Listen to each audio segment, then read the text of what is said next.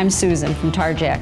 You may know us as the source for the best camo for your guns and bows, but we do so much more. Our custom work with automotive parts can transform any vehicle, our ATVs, sleds, four-wheelers, motorcycles. We've received national recognition for our work with Orange County Choppers, and we are most proud of our partnership with the future servicemen by providing customized helmets for the Army-Navy game. From the national stage to your favorite hunting ground, it's Tarjac.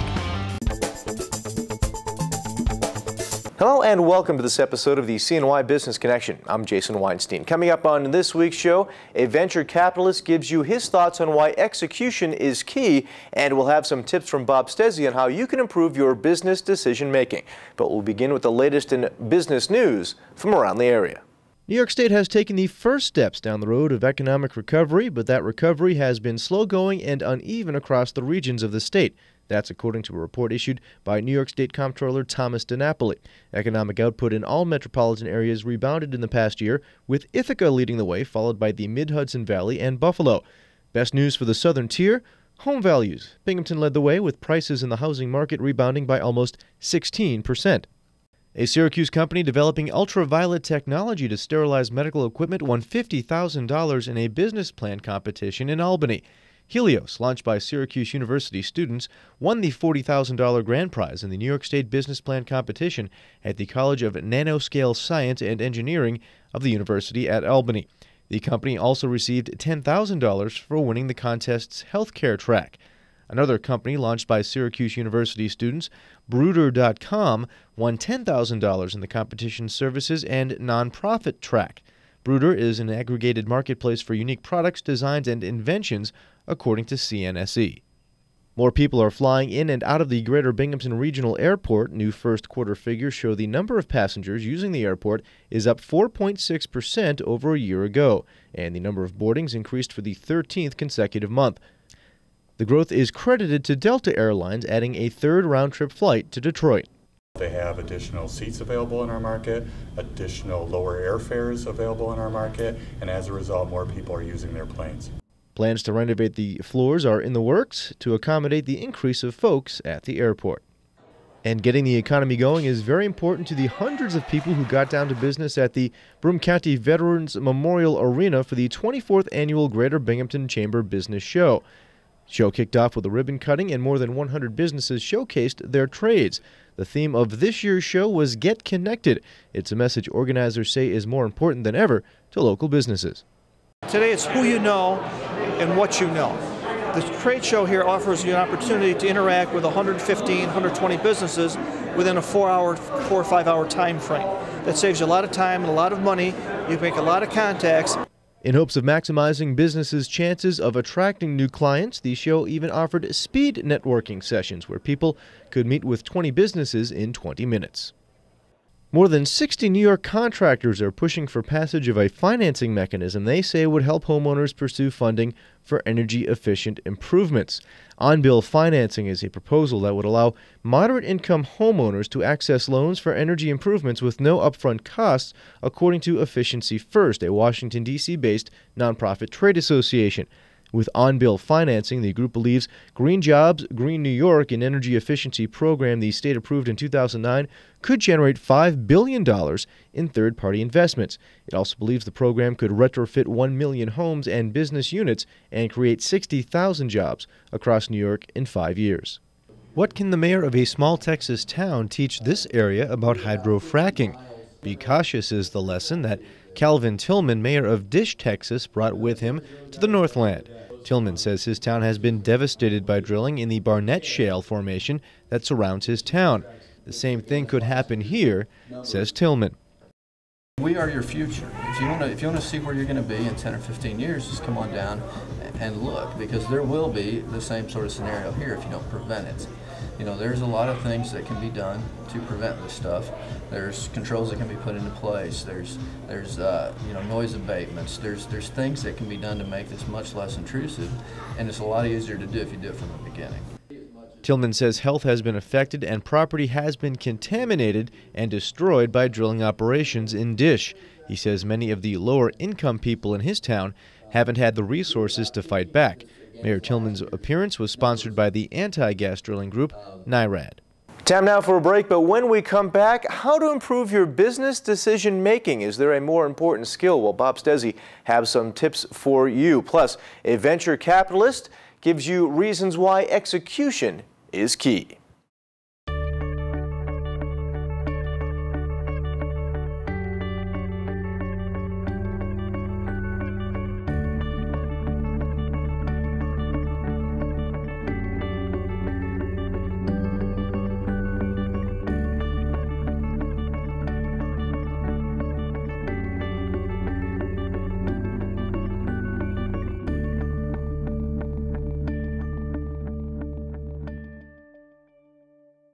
I'm Norm Poltenson. I've published the Central New York Business Journal for 25 years. Our success is based on the fact that we know only one audience, owners and managers of businesses in Central New York. We publish stories for them, we don't offer sound bites, and we always source our information. Maybe technology's changed since I started publishing 25 years ago, but not our mission. You can always rely on the Central New York Business Journal providing your business news. Welcome back. There may be no more important business skill than decision making. Bob Stezzi has some tips for you on how you can improve yours.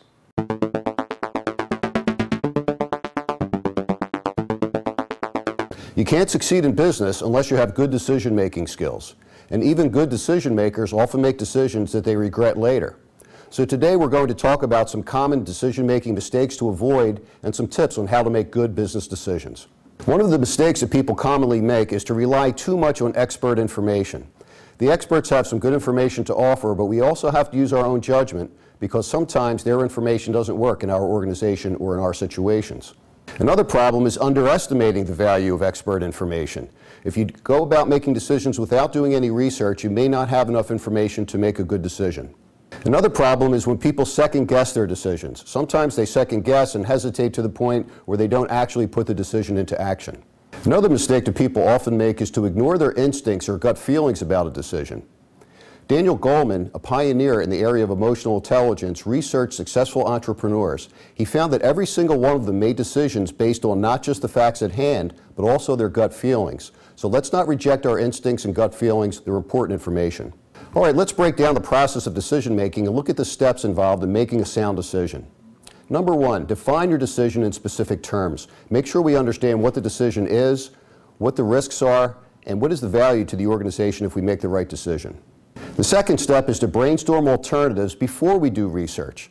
Sit down and write down as many alternatives as you can, and this will help you to come up with more creative alternatives.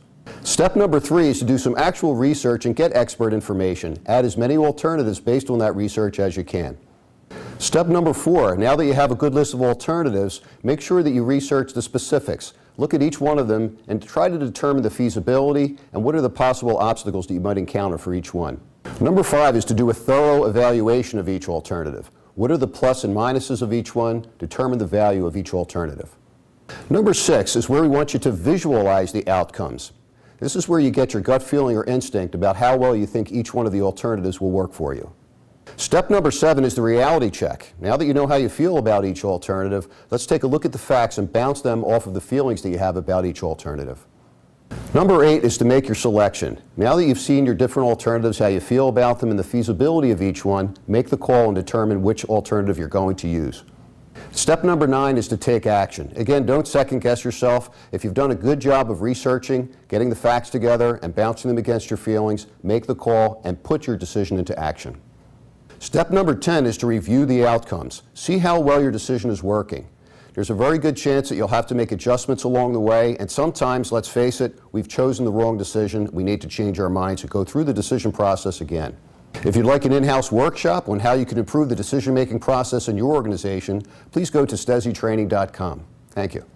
We hope you enjoyed that. Time now to turn things over to our friends at Prendismo.com, partnering with entrepreneurs for success. And this week's bit of business wisdom from someone who has lived it, why execution is key.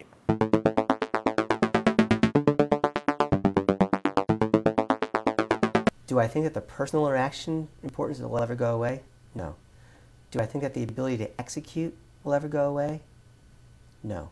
Which, by the way, is one of the most important things. I have My favorite line from one of our current students who's graduating this year, he said to me after class one day, you know, I may not be as smart as, 30 other people in this classroom, but I can execute circles around them. You know what? That's the person I hire. I don't hire the smart one. I hire the person that can get things done. This is a little bit my personal bias. I like to get things done. I told a student just the other day, my benchmark for success for our students is, would I hire them? It's a pretty simple benchmark, okay?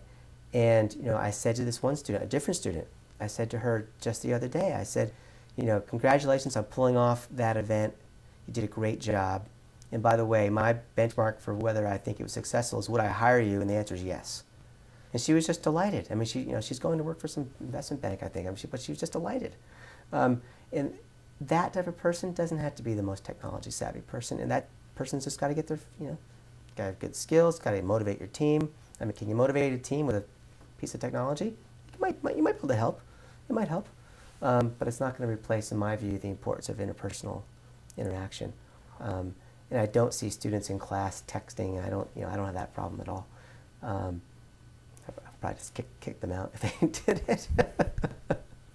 So yeah, I don't think it should be an issue. I think it should be an opportunity. We hope you enjoyed that. On the other side of this break, we'll have a tech tip from Cyber City. What is the difference between a static and dynamic IP address, and what could it mean to the bottom line of your business?